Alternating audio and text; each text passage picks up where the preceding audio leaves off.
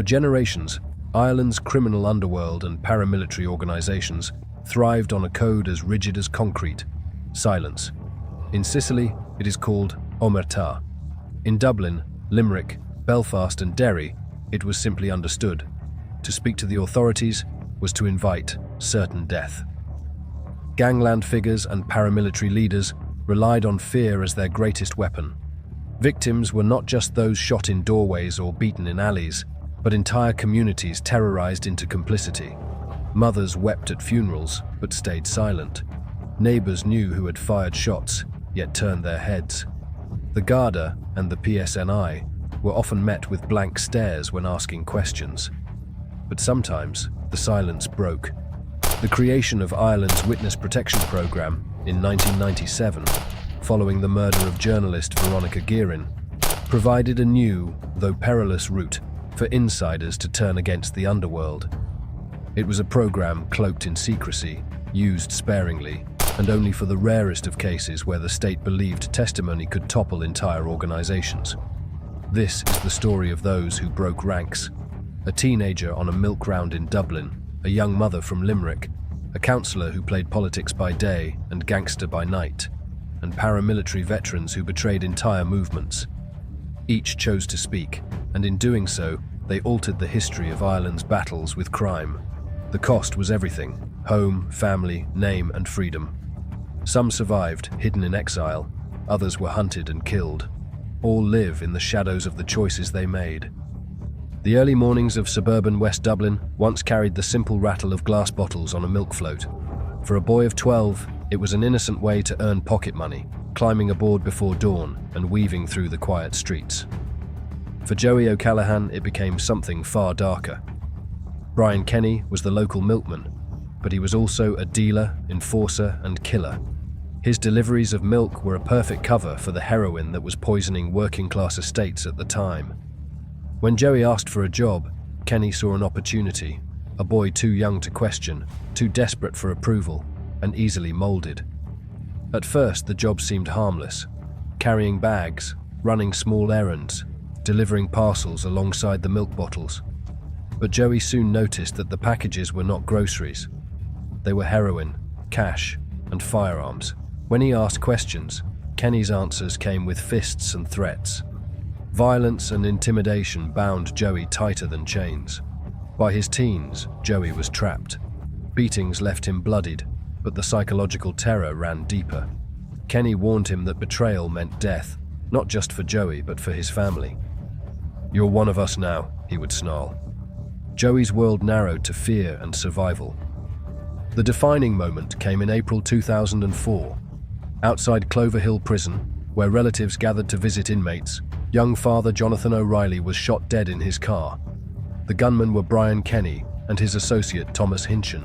Moments later, Joey was handed the murder weapon and ordered to dispose of it. For Joey, it was the breaking point. Hiding the gun meant becoming complicit in a murder that had horrified the community. But refusal meant certain death. In the days that followed, he summoned extraordinary courage. He contacted his sister in secret, who brought him to the police station. Trembling, Joey revealed everything: the milk-run drug operation, the abuse he had suffered, and the details of O'Reilly's murder. His testimony stunned investigators. The boy they thought was a petty errand runner had in fact been living in the jaws of one of Dublin's most violent criminals. In court, Joey's evidence was damning. Kenny and Hinchon were convicted of murder in 2005, sentenced to life imprisonment. But victory for justice meant exile for Joey. At just 19, he became the youngest person ever placed in Ireland's Witness Protection Programme. Relocated under a new identity, he left behind not just his home, but his very sense of self. The trauma of those years never left him. Interviews in later years revealed a man scarred by nightmares, paranoia, and the loneliness of a life lived in hiding. Yet Joey's courage exposed how Irish gangs operated, grooming, coercing, and enslaving the vulnerable. His story remains one of the most shocking examples of innocence stolen by the underworld. Limerick in the early 2000s had acquired a grim nickname: Stab City. The reality, however, was more complex. It was not knives but guns, pipe bombs, and petrol that terrorized entire communities. Two rival gangs, the McCarthy Dundons and the Keen Colopes, fought a vicious war for control. Houses were torched, bullets sprayed across estates, and innocents lived in constant fear. At the center of the McCarthy-Dundon empire was a family notorious for their cruelty. Wayne, John, and Ger Dundon ruled with intimidation. Anyone who crossed them was beaten, shot at, or forced to flee. Into this cauldron stepped April Collins, a teenager who became romantically involved with Ger Dundon. What began as a teenage relationship soon turned into entrapment. April was drawn into a household where violence was routine and loyalty was demanded. She witnessed threats, assaults, and the planning of crimes. At times, she herself was coerced into attempts to intimidate witnesses. Everything changed in November 2008. Shane Gagan, a 28-year-old rugby player, was walking home after a night with friends when he was mistaken for a gang member and gunned down. His death sent shockwaves across Ireland. An innocent man had been murdered in a feud he had nothing to do with. For April, the killing was the final straw. As a mother, she realized the life her children faced if she remained in the Dundon orbit. In 2011, with Ger Dundon jailed, April made the extraordinary decision to speak to the guards. Her testimony was nothing short of explosive. In 2013, during the trial of John Dundon for ordering Gagan's murder, April took the stand. Along with her sister Lisa and another insider, she described meetings where the hit was planned. Despite efforts to discredit her, her words were damning. John Dundon was convicted and sentenced to life imprisonment. Her courage did not end there. In 2014, April testified again, this time against Wayne Dundon in the case of businessman Roy Collins, murdered in 2009 after refusing to bow to Dundon intimidation. Once more, her evidence helped secure a conviction. Wayne Dundon too was sentenced to life. The impact of her actions was seismic. With the Dundon leadership imprisoned, the gang's reign collapsed. Limerick, once gripped by violence, saw its murder rate plummet. Communities that had cowered in silence could finally breathe. For April, life remained dangerous. She briefly entered witness protection with her children, but later returned to Limerick, defiantly reclaiming her life despite lingering threats. She had stared down one of Ireland's deadliest gangs and survived. Her story remains a rare example of an insider who not only testified, but also emerged to see the community she helped liberate. The feud between the Kinahan cartel and the Hutch family was unlike anything Ireland had seen. International drug empires, assassins for hire, and over 20 murders turned Dublin into a battleground. The turning point came in February 2016 at the Regency Hotel, when gunmen disguised as guards stormed a boxing weigh-in, killing David Byrne, a key Kinahan associate. Among those later implicated was Jonathan Dowdall, a former Sinn Féin councillor and electrician. Outwardly, Dowdall was a family man and community politician. Privately, he was volatile, violent, and tied to the Hutch family. Dowdall's criminal streak was exposed in 2015 when he was convicted of waterboarding a man in his garage during a dispute. The brutality shocked even hardened detectives, yet it was his alleged role in the Regency fallout that brought him to the centre of Ireland's biggest gangland trial. Initially charged with Byrne's murder, Dowdall struck a deal in 2022. He pleaded guilty to a lesser offence of facilitating the hit and agreed to testify against Gerard "the Monk" Hutch. It was an extraordinary twist, a councillor turned criminal turned state witness. In court, Dowdall claimed Hutch had confessed his involvement and even sought mediation with dissident Republicans. But under cross-examination, Dowdall's history of lies, violence, and self-preservation was laid bare. The defense painted him as utterly unreliable. In April 2023, Gerard Hutch was acquitted of Byrne's murder. Dowdall's testimony had collapsed under scrutiny, but the damage was done. By turning informer, he had crossed a line the Kinahan cartel would not forget. Dowdall entered witness protection with his family, their lives uprooted. His credibility destroyed, his name forever linked to betrayal, he joined the small, secretive circle of Irish informers. His case highlighted the risks of relying on compromised witnesses and the personal ruin that awaited those who chose that path. If betrayal was dangerous in the world of gangs, it was lethal in the world of paramilitaries. Dennis Donaldson was no ordinary informer. A veteran IRA member and senior Sinn Féin official, he had spent decades inside the Republican movement. In 2005, the truth emerged. He had secretly worked as a British intelligence agent for over 20 years.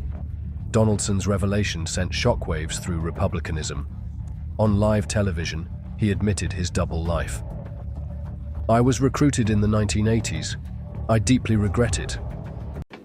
My name is Dennis Donaldson. I worked as the Sinn Féin Assembly Group Administrator in Parliament buildings at the time of the PSNI raid on the Sinn Féin offices in October 2002, the so-called Stormont affair. I was a British agent at the time. I was recruited in the 1980s after compromising myself during a vulnerable time in my life. Since then, I have worked for British intelligence and the RUC PSNI Special Branch. Over that period, I was paid money. My last two contacts with Special Branch were as follows. 2 days before my arrest in October 2002, and last night, when a member of the Special Branch contacted me to arrange a meeting. I was not involved in any Republican spy ring in Stormont. The so-called Stormont Gate affair was a scam and a fiction. It never existed. It was created by Special Branch. I deeply regret my activities with British intelligence and RUC PSNI Special Branch. I apologise to anyone who has suffered as a result of my activities, as well as to my former comrades and especially to my family who have become victims in all of this. And that ends the press briefing at this stage. He retreated to a remote cottage in Donegal, but his past caught up with him.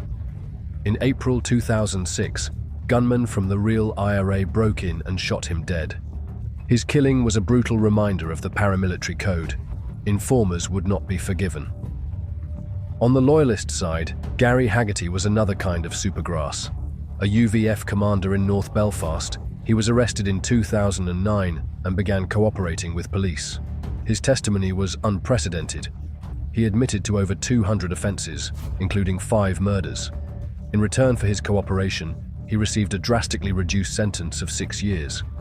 Haggarty's evidence exposed not just UVF operations but also alleged collusion by police, yet few convictions followed. Victims' families were outraged when, in 2018, he was quietly released into witness protection. Like Donaldson, he had betrayed everything he once stood for. But unlike Donaldson, he survived, vanishing into anonymity. Across Dublin, Limerick, and Belfast, the stories repeat. A teenager groomed into crime, a mother defying gangsters, a politician entangled in blood feuds, a paramilitary betraying his cause. Each chose to break the code of silence. Their testimonies brought down killers and dismantled gangs. Joey O'Callaghan crippled a Dublin drug operation. April Collins shattered the Dundon stranglehold on Limerick. Jonathan Dowdall rattled the Kinahan-Hutch feud, even if his evidence faltered. Donaldson and Haggarty exposed the deep rot within paramilitary networks, but the cost was devastating. Exile, isolation, lifelong fear, children growing up without roots, families torn apart, and, in Donaldson's case, assassination. Ireland's witness protection program remains one of the smallest and most secretive in the world. Only a handful of people are believed to live under its shield. Yet, time and again, justice has depended on those willing to risk everything. Breaking the silence changed history, but for those who did, silence remains their only refuge. That is it for today's video. What is your thoughts on today's topic? Let us know in the comments section below, and I will see you on the next video.